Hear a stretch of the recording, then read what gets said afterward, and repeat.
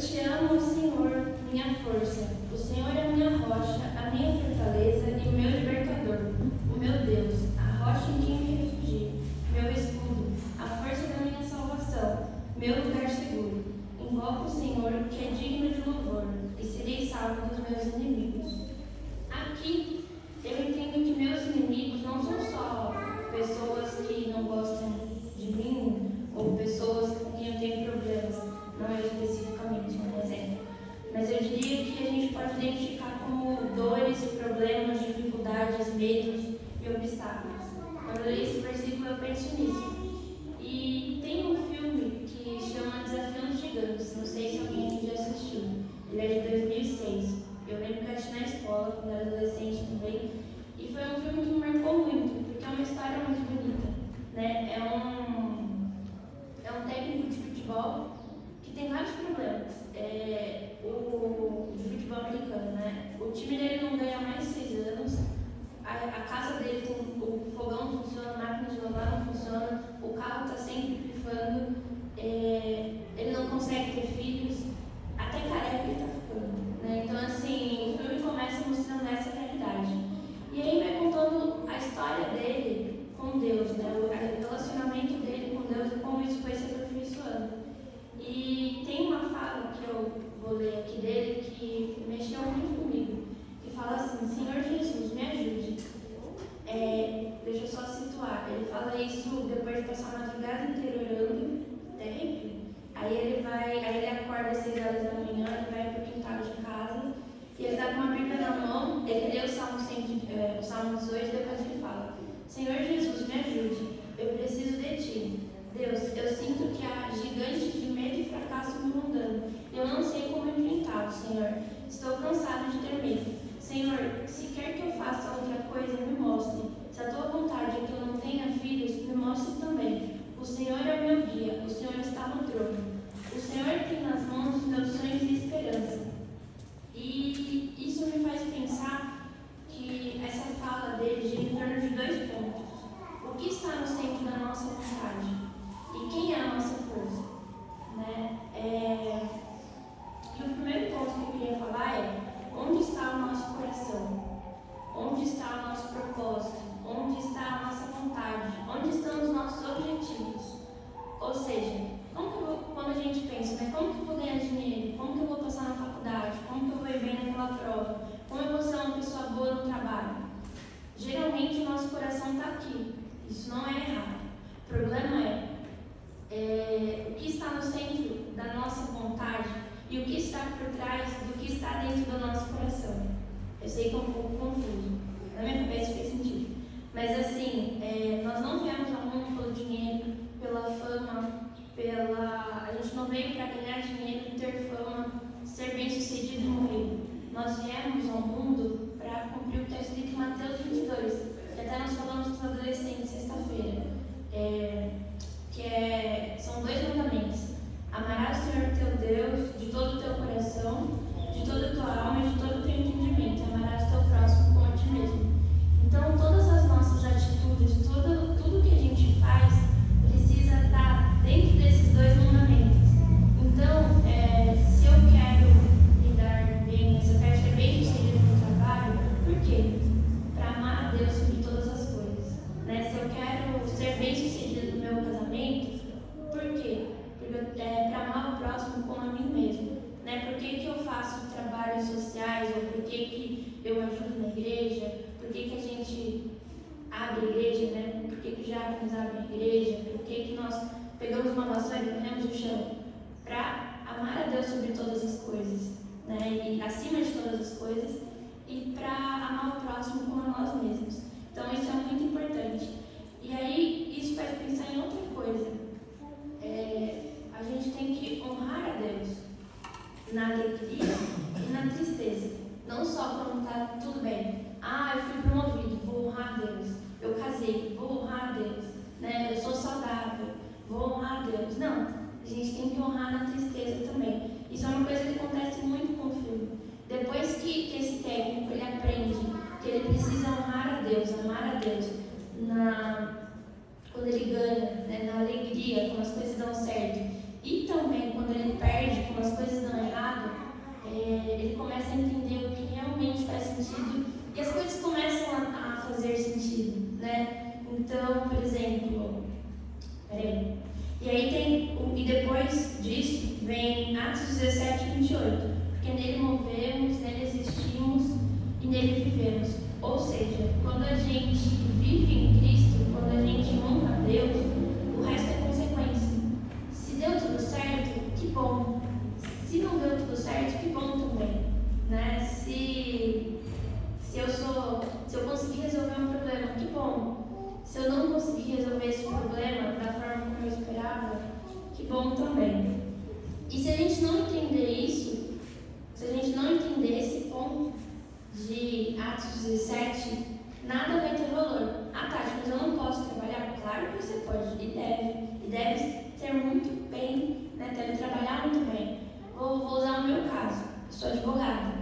Então quer dizer que por honrar a Deus ou por pensar, por deixar o meu coração, o meu propósito somente em Deus, eu não tenho que cuidar dos meus processos, ou eu não tenho que ir bem os meus processos. Não, né? Ou então, quer dizer, Deus se importa com os meus processos? E aí tem um raciocínio que me fez entender um pouco mais isso. Deus se importa com a lei? Deus se importa com o meu processo? Estrito senso, não. Se for só isso, não. Mas Ele se importa com a minha fé. Ele se importa com o meu coração. Então, se eu puder levar a minha fé para o trabalho, se eu puder levar a minha fé para a audiência, se eu puder levar a minha fé para a forma como eu atendo os meus clientes, se eu for uma advogada honesta, se eu fizer o bem, então Deus vai se importar com o meu processo, Ele vai se importar com a lei. Eu não sei se ficou muito confuso, mas na minha cabeça faz sentido. Às vezes eu penso de um jeito só eu entendo. Mas assim, então Deus se importa com a lei e processo. Por quê? Porque Ele se importa comigo e com a minha fé. Então, por exemplo, o que eu mais faço é divórcio e inventário. São as duas coisas mais tristes do direito. Então, o casal chega para mim, o que eu faço?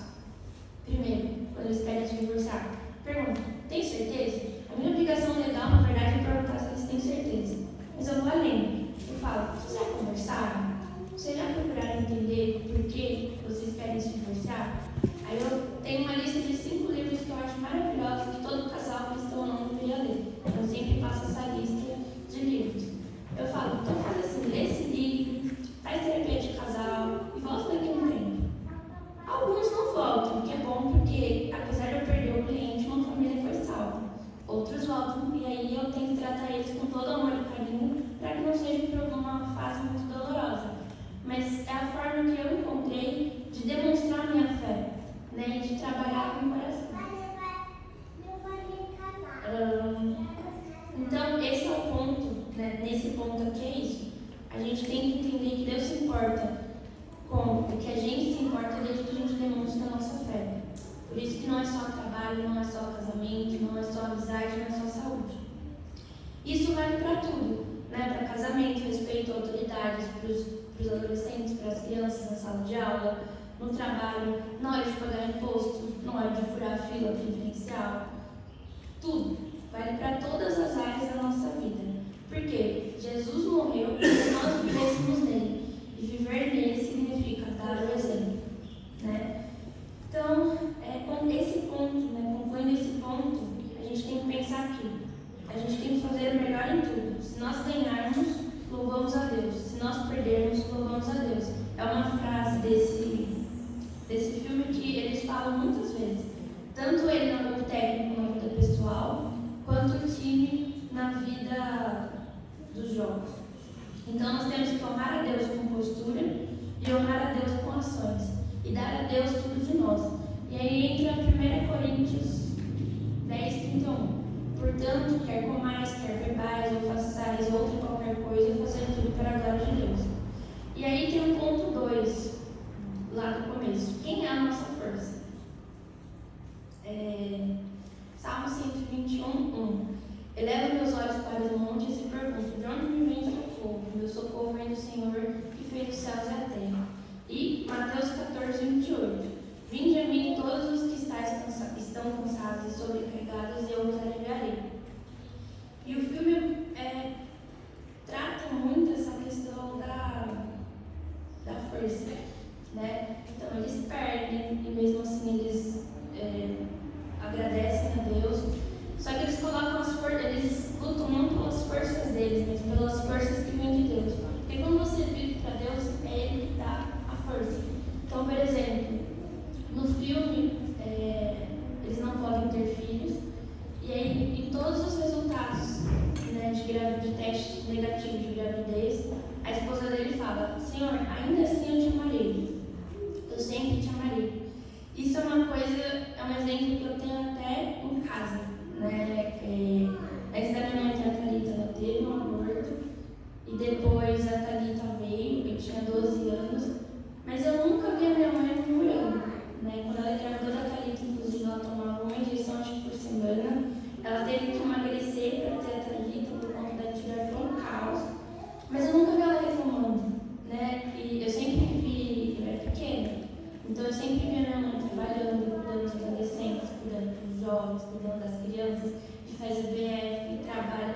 Eu tinha um exemplo dentro de casa, né? Para entender que ainda assim nós vamos amar o Senhor. E aí veio a Thalita, que eu nem sei onde está, mas assim é o nosso presente, né? Por acreditar em Deus, por colocar as nossas forças em Deus,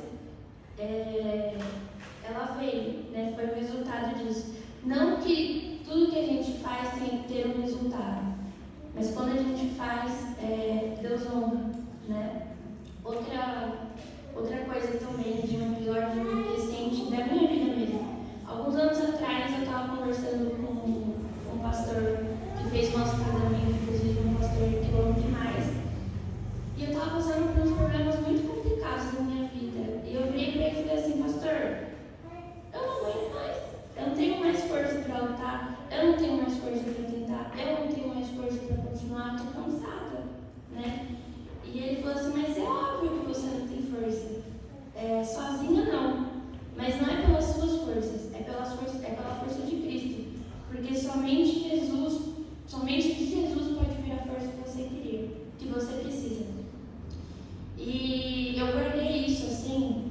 Então são duas coisas que eu sempre lembro. Desse colinho que a gente contou, disso que o pastor falou e do Salmo 121. São três coisas que eu sempre lembro, assim, em todos os momentos da minha vida. E eu lembro que eu voltei para casa nesse dia dirigindo, e eu morava em Diadema, não sei se alguém conhece, mas assim, na saída da Imigrantes. Entre Imigrantes e São Paulo era como se fosse daqui em Ibaté, né? E eu fiquei dando acho que umas 3, 4 voltas, assim, cantando hino, chorando, falando: Senhor, não é pela minha força, não é por mim, mas é pelo Senhor. Me dá força, né? Me fortalece. E eu lembro que naquele dia eu senti paz no coração. Peraí, perdi outro ponto. Então, e outros momentos da minha vida também, né? Eu fui fazer faculdade, longe dos meus pais, morava sozinha, trabalhava. Às vezes eu, por conta do trabalho, eu tinha que voltar a São Paulo, grande São Paulo, não tão grande São Paulo, para em vários fóruns, Receita Federal, de ônibus, metrô, às vezes CPTM, às vezes chovia, às vezes eu pegava chuva, estava frio, aí chegava à noite na faculdade, estava cansada, olhava e falava: tá bom, Senhor, tudo bem, eu sei que eu estou aqui com um propósito, me dá força, porque tá difícil, né? Mas assim, eu sei que Deus nunca me abandonou. E justamente por isso, se eu não tivesse passado por tudo que eu passei durante a faculdade, ao longo de toda a minha vida, talvez eu não fosse a advogada casca grossa que eu sou hoje, né? Talvez eu não fosse tão forte para lidar com algumas situações que são muito difíceis. Por quê? Porque Deus cuidou de mim. E Ele sabia que eu deveria estar exatamente onde eu deveria estar, da forma como eu deveria estar. Então isso foi muito importante. E aí, por fim, em Apocalipse 3 fala: conheça as tuas obras, conheça que tens pouca força. Ou seja, conheça que tens pouca força. Entretanto, guardaste a minha palavra, não negaste o meu nome, porque guardaste a palavra da minha perseverança, que também te guardarei. E eu acho que isso resume um pouco de tudo que a gente falou até aqui, né? Deus sabe que a gente não é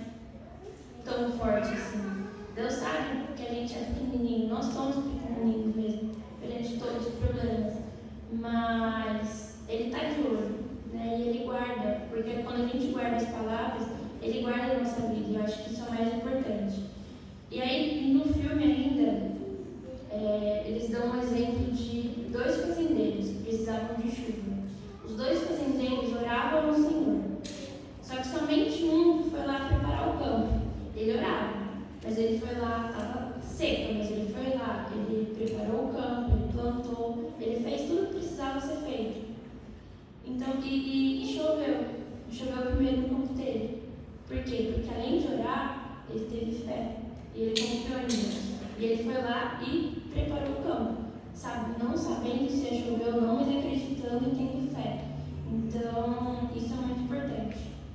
E agora a gente vai cantar uma última música que fala assim, né? Tem uma das estrofes dela que fala: e as lutas vêm tentando me afastar de ti, vezes escuridão procuram me cegar. Ajuda-me, Senhor, eu quero permanecer contigo até o fim. E eu acho que esse deve ser o nosso pensamento, né? Não é fácil. Ser humano não é fácil. Ser cristão também não é fácil. Mas quando a gente tem consciência da nossa dependência de Cristo, a gente consegue passar pela tribulação e pelos momentos bons também. Então, é isso que eu queria deixar.